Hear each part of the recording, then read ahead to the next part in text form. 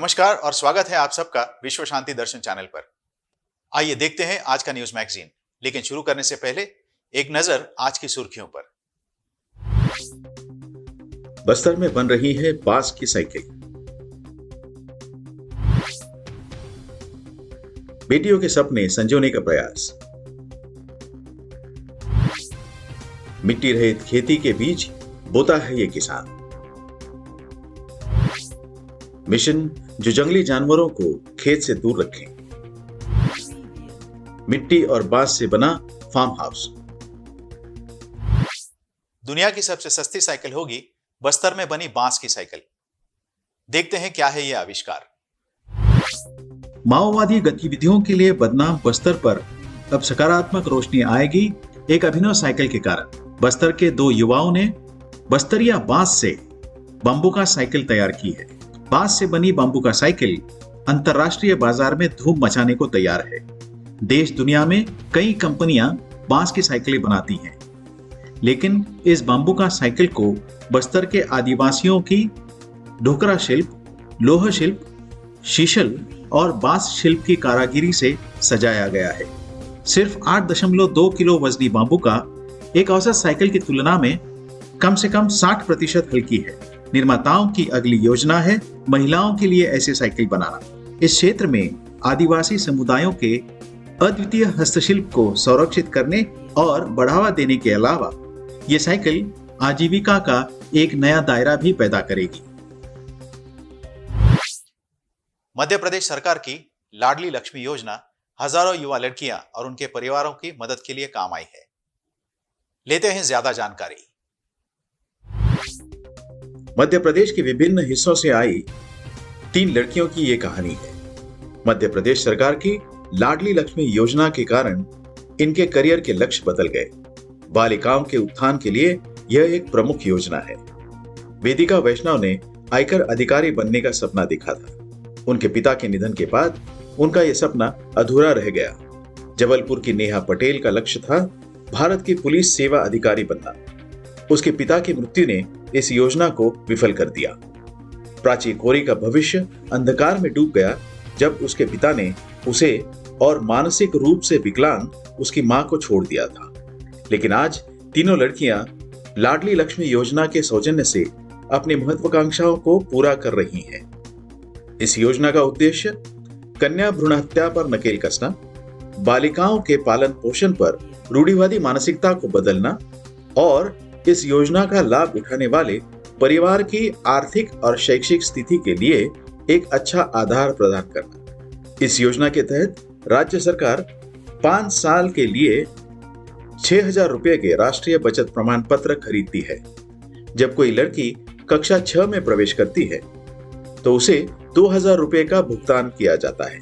जब वह कक्षा 9 में पहुंचती है तो उसे 4,000 रुपए मिलेंगे।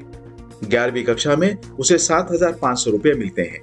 अपनी उच्च माध्यमिक शिक्षा के दौरान उन्हें प्रति माह 200 रुपए मिलेंगे। 21 साल की होने पर वह 1 लाख रुपए की शेष राशि की हकदार हो जाती है। हाइड्रोपोनिक खेती से उगाई जाने वाली सब्जियों की मेट्रो शहरों में काफी मांग है।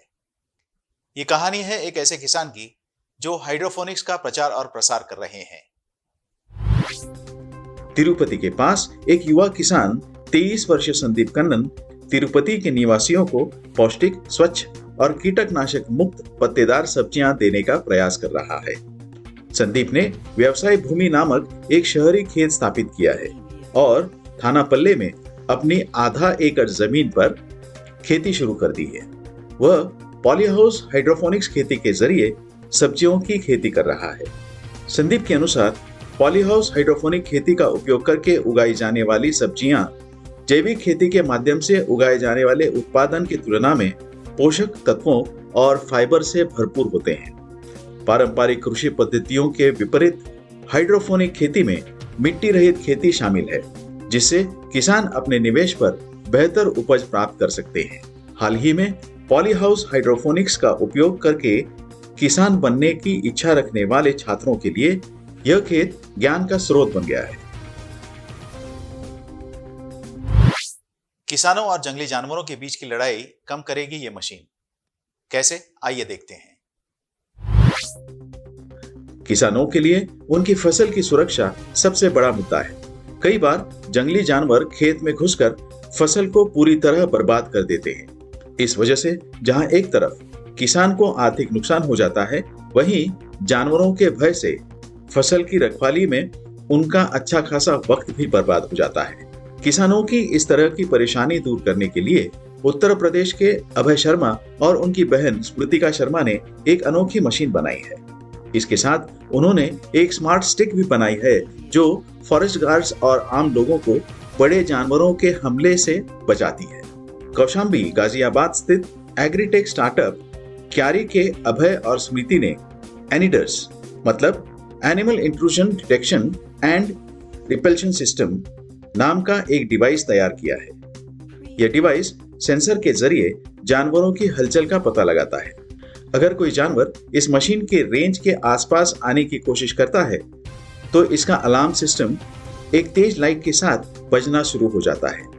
अलार्म की आवाज और तेज रोशनी से जानवर वापस लौट जाते हैं। यह मशीन पूरी तरह से सोलर पावर पर चलती है, साथ ही ऑटोमेटिक मोड में काम करती है। यह एक पोर्टेबल मशीन है, इसलिए जहां ज्यादा जानवरों की हलचल होती है वहां इसे रखा जा सकता है। पुणे के आर्किटेक्ट दंपति नहीं चाहती थी कंक्रीट का घर, तो उन्होंने मिट्टी की एक 2 मंजिला इमारत बनाई। देखते हैं कैसे बना यह मकान।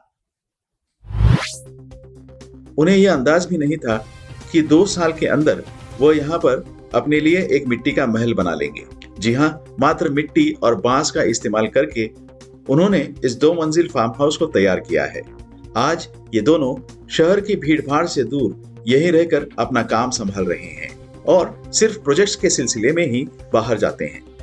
जब वहां घर बना रहे थे तब गांव के लोगों ने उन्हें कहा था कि इस इलाके में हर साल भारी बारिश होती है और डैम के कारण यहाँ पर हवा की गति हमेशा तेज रहती है। लेकिन इन दोनों को विश्वास था कि मिट्टी का इस्तेमाल करके बने किले सालों साल खड़े रहते हैं, तो हमारा घर क्यों नहीं रहेगा। महाराष्ट्र में आए तूफानी चक्रवात के दौरान इस घर ने 100 किलोमीटर प्रति घंटे की तेज हवाओं का सामना किया है। बावजूद इसके घर को कोई नुकसान नहीं पहुंचा। इसी के साथ आज के न्यूज मैगजीन में यहीं पर रुकते हैं। देखते रहिए विश्व शांति दर्शन। नमस्कार।